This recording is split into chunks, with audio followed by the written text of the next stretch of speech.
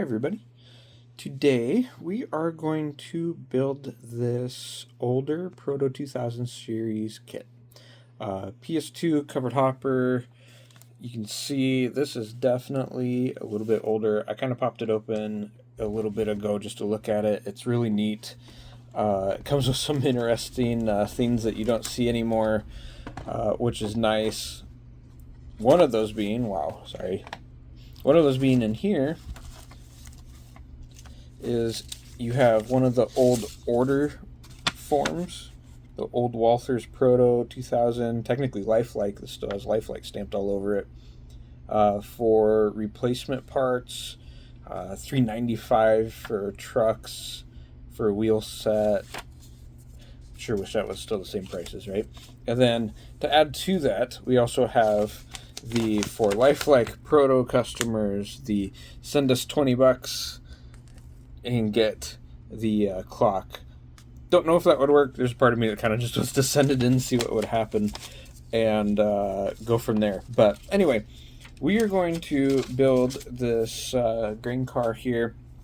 And usual disclaimer, this is just how I do it. This does not constitute the only way to do it, the right way to do it, anything like that. But this is just how I do it. So hope you can grab some tips or just hang out with me. Midwest grain, this is what we're doing. This is stacked in here very nicely packed. They're not quite like this anymore. But all of our pieces, so here's our underframe, there's our body, the trucks are in there, and then here's all of our detail sets that are in here along with the weights at the bottom. So I'm going to get it all unpacked. We'll be right back.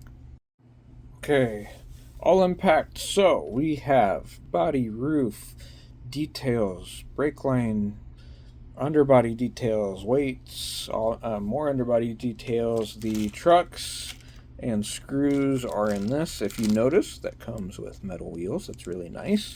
And it even came with a pair of knuckle couplers. So first detail up is to work on the bottom side here. We are going to put in the supports that go in here, so I will start working on that. Brake wheel end, the B end, I usually put over here towards the right side. It just kind of makes your orientation in life a little bit easier. The instructions are drawn that way, and so kind of recommend that as well myself. Move my light here. So what we're doing for the sides, we have these right here. These are 27 part. They will slide in kind of in the middle right here, and then we have more of those in the bag, but these right here as well that are gonna drop in right there. Right.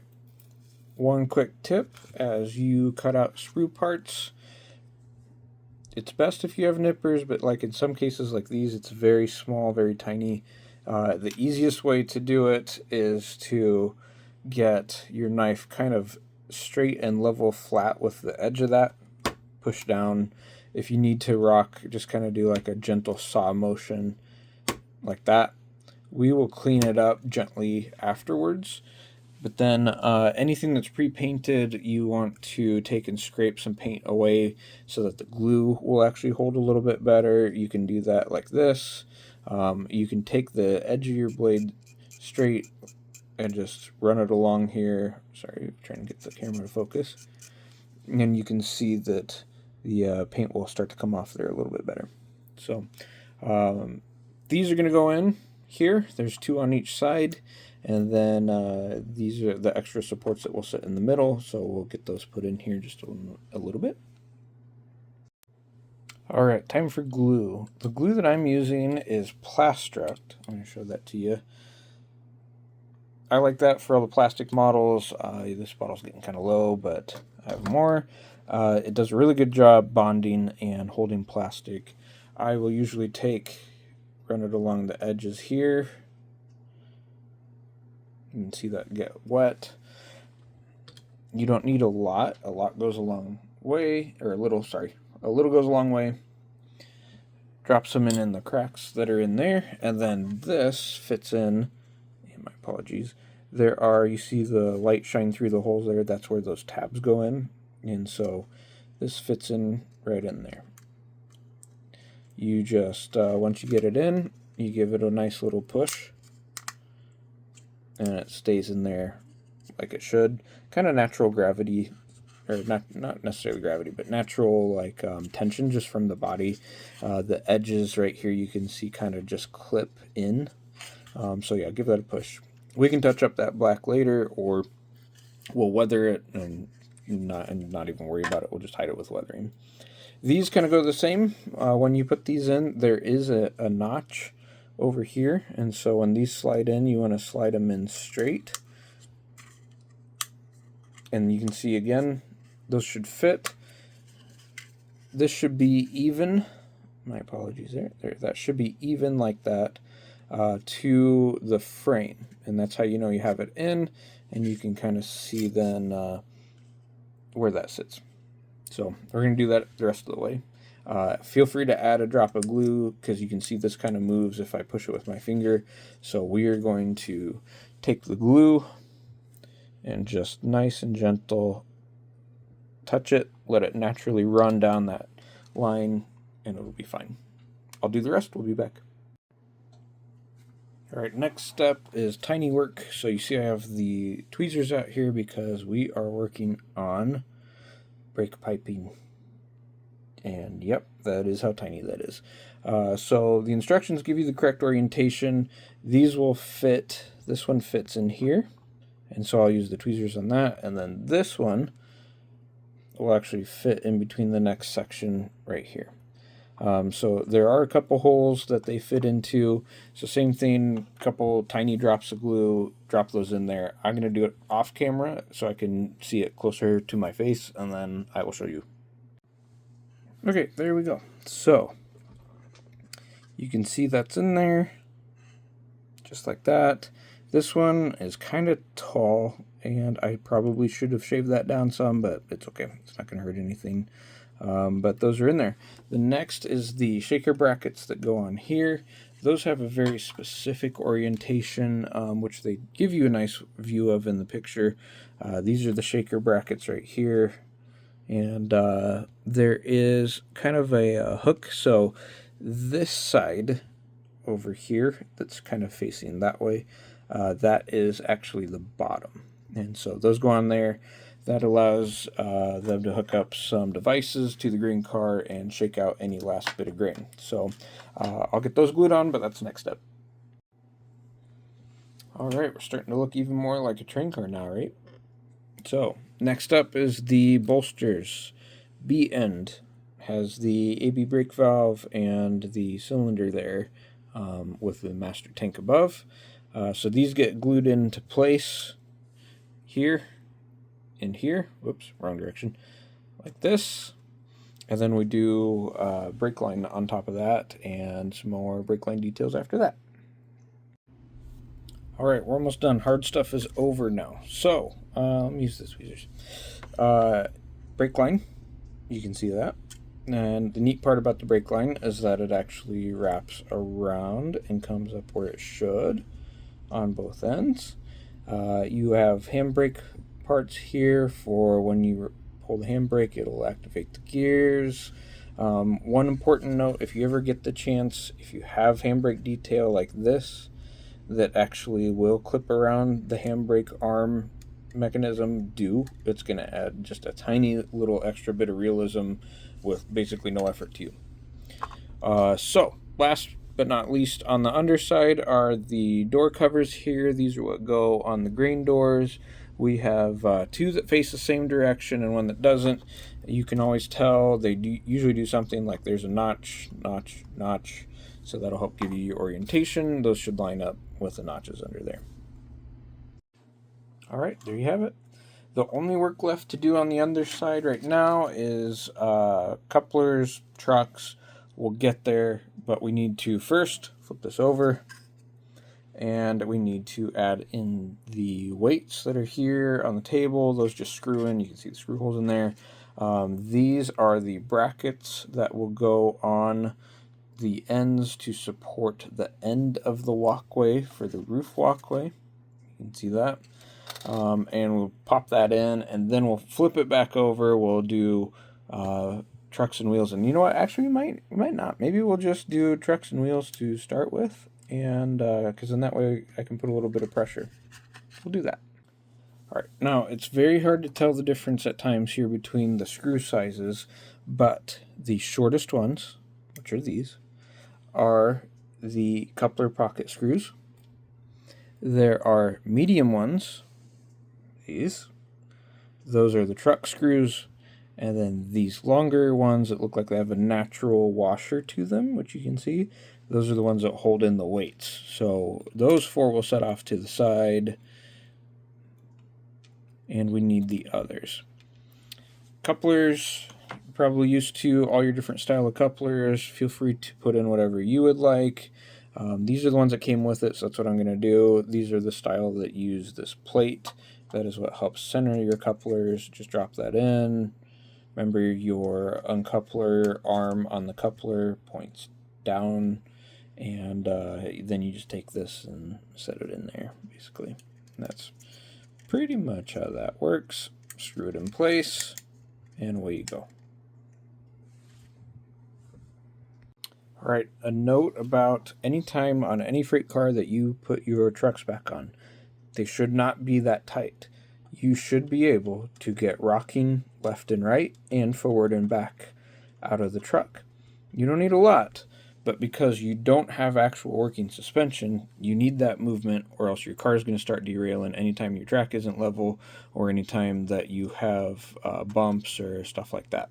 So let that just be a reminder to you. If you have a train car that's derailing a lot, one of the first things I always check is how tight is the truck. One thing that I do is when I'm screwing these on, I will often kind of already kink it with my finger, like this, and then that way I can feel if I'm getting it too tight or not when I'm putting it on.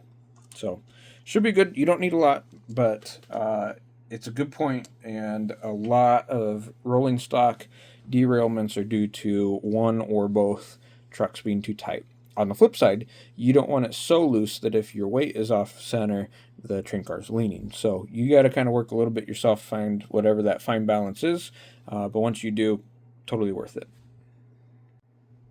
The one thing that is missing from this, in my opinion, that would just kind of complete the detail set of this train car and how nice it is, are air hose ends. So these are the glad hands and air hoses that would hook up to the other train car. I have these from another random kit or something like that.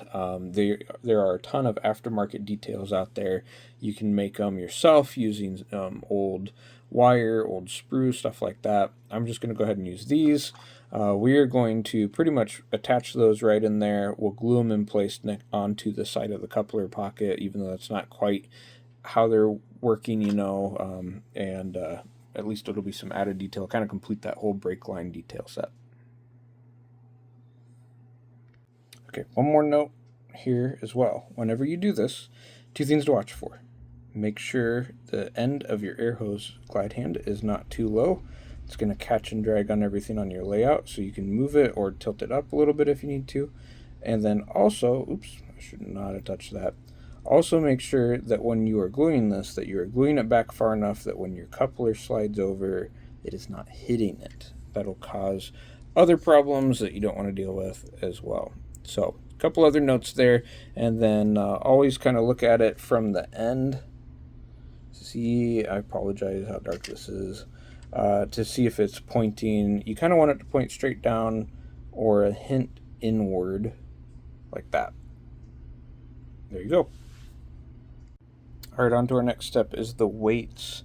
So these are double stacked, so 2 weights on each end, just like that. And they will fit in. Let's do it one at a time. Too hard to hold the train car and do this at the same time. They'll fit in just like that. Nice and snug down in there, and you can see there's room there where the screw holes pop out. Add your second one, and then you want to go in and get your screws in. And that's why these have that larger kind of built-in natural washer, so that when you screw that in, my apologies, I know it's focusing on my hand, there, like that, it'll hold it in place. Again, you're screwing metal into plastic, you don't need to get this crazy tight. As long as it is in there and will hold your weights in place so that they don't fall out when you turn it upside down, you're good to go, and that's all you need to worry about. All right, second to last step. The roof snaps in. You can glue it if you want. It's kind of up to you. Since this snaps in like this, I'm not going to bother gluing it myself as long as that snaps in the way it should. And sometimes you just got to kind of run it around the outside there. Then that's all that matters, and I'm good with that personally. And then we'll glue those on. All right, so these are like this. There is a tab that goes into the car body, and then a side underneath that sits under the roof block, like this. So my apologies there. There you go. So I'll get those glued in real quick, and that's pretty much it. We'll get a look at it on the layout, see what it looks like. This did come with these plaques. That's kind of a common theme on, especially on older green cars. If you look at the instructions here, you'll see they would have like the logos like this. This would require me to cut that down pretty significantly. You can see it's like a whole sheet. I would need to cut half and half, so it would be a quarter, and then that quarter would stick up there. I personally was not planning on doing that. I will save these for later in case I change my mind, but it's up to you. It's your model, it's up to you. Alright, there you have it. You can see it's up there holding on the end of the walkway, and that's that. Time to go put it on the layout, and the build is over. It's always a good idea to let your glue dry for a while, but, hey, not bad. Alright, here it is on the layout. Of course, by the green elevator. Looks nice.